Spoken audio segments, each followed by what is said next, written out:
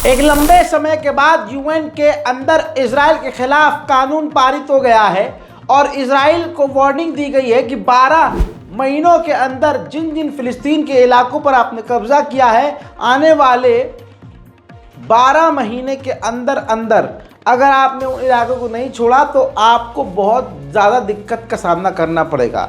एक तरफ ये धमकी थी और दूसरी तरफ दूसरी शर्त भी थी। यूएन के अंदर इजराइल से कहा गया कि आपको अंतर्राष्ट्रीय कानून का पालन करना ही होगा।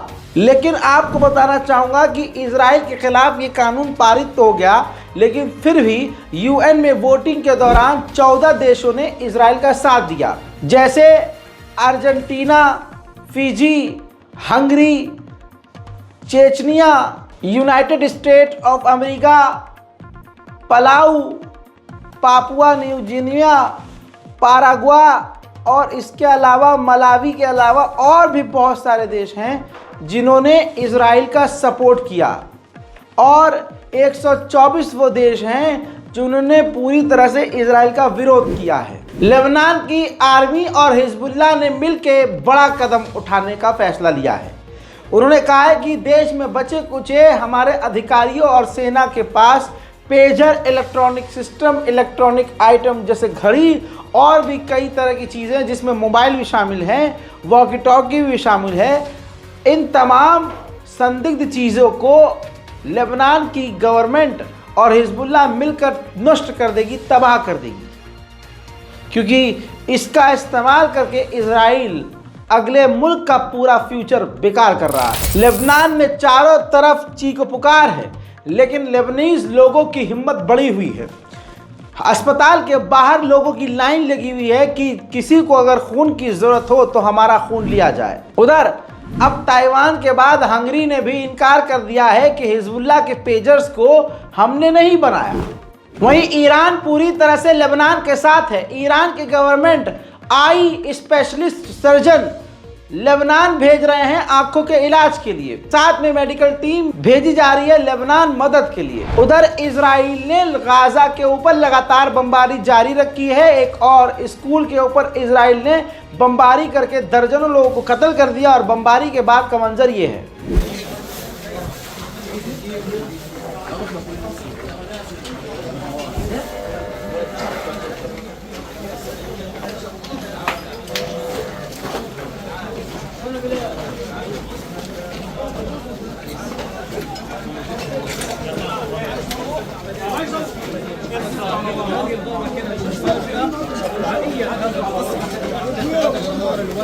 خلف عدد من الشهداء। हजरात, अब अगली तस्वीर ये गाजा का वो घर है जिसको चुनकर इजराइल ने बार बार इस पर कई अटैक किए हैं। हजरात, गाजा ने बताया कि इस बुजुर्ग व्यक्ति को गाजा के अंदर से ही इजराइल ने किडनैप किया और इतना टॉर्चर किया कि अब इनके मरने की पुष्टि की जा रही है। 7 अक्टूबर से अब तक इजराइल के द्वारा जो मास ग्रेव बनाई गई है वो बरामद हुई है 170 से ज़्यादा, यानी 170 से ज़्यादा अनजान कब्रें बरामद हुई हैं। वहीं में दोस्तों इस तस्वीर को देखिए, इजराइल के सैनिक बम लगाकर पूरे ही इलाकों को एक झटके में उड़ा रहे हैं। वहीं में दोस्तों इजराइल की पाबंदियों के बाद गाजा के अंदर कतरे कतरे के लिए गाजा के लोग परेशान हैं। देखिए, الجلال والجمال والسناء والبهاء। हस्बी अल्लाह व निअमल वकील। इजराइल के इस नरसंहार में 41,272 लोगों की मौत हो चुकी है। उधर UNRWA के चीफ ने कहा है कि इजराइल ने अंतर्राष्ट्रीय ऑर्गेनाइजेशन ह्यूमन एड फाउंडेशन को वीज़ा देना इनकार कर दिया है, वीज़ा नहीं दे रहा है, जिसकी वजह से पत्रकार से लेकर बड़े बड़े NGO गाजा जा नहीं सकते। बात अब फिलिस्तीन के लोगों की करें तो फिलिस्तीन के इलाके में यहूदी फिलिस्तीनियों के इलाकों और खेतों और घरों और उनके आसपास के क्षेत्र में आग लगा रहे हैं। देखिए,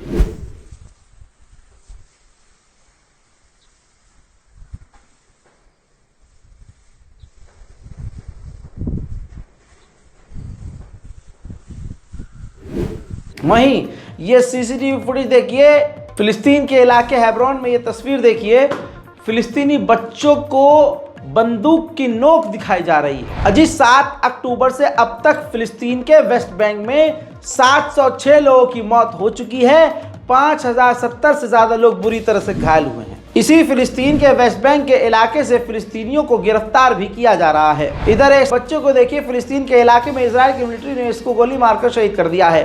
हजरात, उधर फिलिस्तीन के इलाके में इब्राहिमी मस्जिद एक बार फिर से पूरी तरह से इजराइल के कब्जे में है।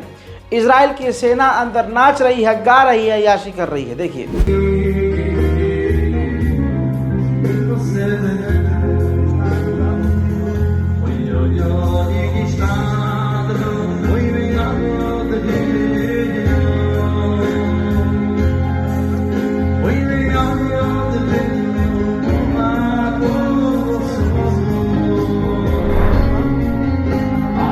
उधर इजराइल गाजा के अंदर अब तक 11,000 फिलिस्तीनी स्टूडेंट्स का कत्ल कर चुका है। उधर फिनलैंड पूरी तरह से नंगा ही हो गया है। फिनलैंड के राष्ट्रपति ने कहा है कि हम इजराइल को हथियार देते रहेंगे, इजराइल से हथियार लेते रहेंगे और फिलिस्तीन को मान्यता नहीं देंगे। उधर फिलिस्तीन के इलाके में सेटलर्स एक बार फिर से पकड़े गए हैं, जो कि फिलिस्तीनियों के इलाकों में हुड़दंग मचा रहे हैं। उसी दौरान जो अंतर्राष्ट्रीय पत्रकार मौजूद थे वहाँ पे, उन्होंने उनका वीडियो बनाया जो वहाँ हुड़दंग मचा रहे थे। तो यहूदियों ने धमकाया अंतर्राष्ट्रीय पत्रकार को और कहा इजरायलियों ने कि हमें प्रोवोक मत करो कि कुछ ऐसा हो जाए कि तुम्हारे भेजे में गोली लग जाए। उधर अमेरिका के विदेश मंत्री इजिप्ट पहुंचे और इजिप्ट पहुंचने के बाद $130 मिलियन से ज़्यादा पैसा दे दिया है। कहा है कि अपना आप हेल्थ इंफ्रास्ट्रक्चर ठीक कीजिए, मेडिकल सेंटर ठीक कीजिए। दोस्तों सीधी सीधी बात है, ये रिश्वत है। वहीं अमेरिका के विदेश मंत्री ने जो सीसी हैं इजिप्ट के राष्ट्रपति, उनसे हमास और इजराइल के बीच डील जो होने वाली है उसके बारे में चर्चा की है। वहीं गाजा के मुद्दे पर यूएई के प्रेसिडेंट व्हाइट हाउस पहुंचने की कोशिश कर रहे हैं। मेरे दोस्तों $20 बिलियन एक बार फिर से अमेरिका ने इजराइल को मदद के तौर पर देने का ऐलान किया है। इस ऐलान के बाद कई सारे देश परेशान हो गए हैं कि आखिर इतनी ज़्यादा मदद क्यों अमेरिका दे रहा है। ऐसे में अमेरिकी सेनेटर एक कानून लाने वाले हैं कि हम जिस तरह से इन संगठनों को सपोर्ट कर रहे हैं हम ना करें और इजराइल को मदद ना दें। यूरोपियन पार्लियामेंट में आयरलैंड के एक सीनियर अधिकारी ने मांग की है कि इजराइल ने इतने कानून तोड़े हैं कि उस पर अब पाबंदी लग जानी चाहिए। उधर यमन के इलाके में स्टारलिंक एक्टिवेट हो गया है। ऐसा लग रहा है कि स्टारलिंक जानबूझकर चालू किया गया है ताकि फिलिस्तीन के दुश्मन उसका इस्तेमाल कर सकें, क्योंकि यमन पर जब हमला होगा तो यमन के इंटरनेट पूरी तरह से ठप हो जाएंगे। मेरे दोस्तों ये तस्वीर देखिए, ये हॉलीवुड के कुछ स्टार हैं जिन्होंने फिलिस्तीन का सपोर्ट किया है और फिलिस्तीन के सपोर्ट में इस व्यक्ति ने पिन पहनी है। उधर गाजा की सरजमीन के अंदर इजराइल जो लड़ रहा है, उन इजरायली सैनिकों में से ये 4 सैनिकों को देखिए जो हमास के हमले में वहां से जहन्नम हुए हैं। एक बार फिर से एक और अधिकारी साफ तौर से नेता कह रही हैं कि इजराइल एक बार फिर से नकबा कर रहा है। Madame la Présidente, Monsieur le Commissaire, chers collègues, des accords Sykes-Picot de 1916 jusqu'aux conditions de création de l'État d'Israël qui sacrifiaient déjà les Palestiniens expulsés de leurs terres, le peuple palestinien subit depuis près d'un siècle une Nakba continue. L'histoire nous rappelle les responsabilités politiques des pays européens dans ce conflit colonial. À Gaza, un génocide par destruction du groupe social est en cours. En Cisjordanie, une colonisation de peuplement qui rend impossible toute avancée politique quant à la libération du peuple palestinien. Israël a instauré un véritable régime d'apartheid. उधर मेरे दोस्तों लंबे समय के बाद मोहम्मद बिन सलमान दुनिया के सामने आए और उन्होंने कहा कि इजराइल के साथ नॉर्मलाइजेशन के लिए काफ़ी बड़ी शर्तें हैं, जिसमें इजराइल के साथ हम नॉर्मलाइजेशन कर तो सकते हैं लेकिन फिलिस्तीन को मान्यता दिलवाए बिना नहीं। हजरात, जर्मनी ने इजराइल को झटका देते हुए तमाम हथियारों पर पाबंदी लगा दी है। फिलिस्तीनी समर्थक ग्रुप ने जर्मनी के अंदर ही जर्मनी की मिलिट्री और बताना चाहूँगा कोर्ट का दरवाज़ा खटखटाकर मांग करी कि जिस तरह से जर्मनी की सरकार लगातार इजराइल को मदद कर रही है और हथियार दे रही है, देना बंद कर दे। इस केस को ही आधार बनाकर जर्मनी की सरकार ने इजराइल को हथियार देना पूरी तरह से बंद कर दिया है। अब जर्मनी का कहना यह है कि जो कोर्ट में जो केस चल रहा है, ये केस जब खत्म हो जाएगा उसी के बाद जर्मनी यानी हम इजराइल को हथियार दे पाएंगे। इजिप्ट अपने इलाकों में मिसाइल लॉन्चिंग पैड बना रहा है, जिसके बाद इजराइल टेंशन में आ गया है और नजर रख रहा है। उधर इजराइल ने यह भी कहा है कि हिजबुल्लाह छुपा रहा है कि उसके कितने लड़ाके मारे गए हैं, हालांकि मारे बहुत गए हैं। लगातार आपको अपडेट दे रहा हूं, रज़ाग्राफी अनस्क्रिप्टेड पर आप ये खबर देख रहे हैं। इस बारकोड का इस्तेमाल कीजिए ताकि गाज़ा और फिलिस्तीन की कुछ मदद की जाए।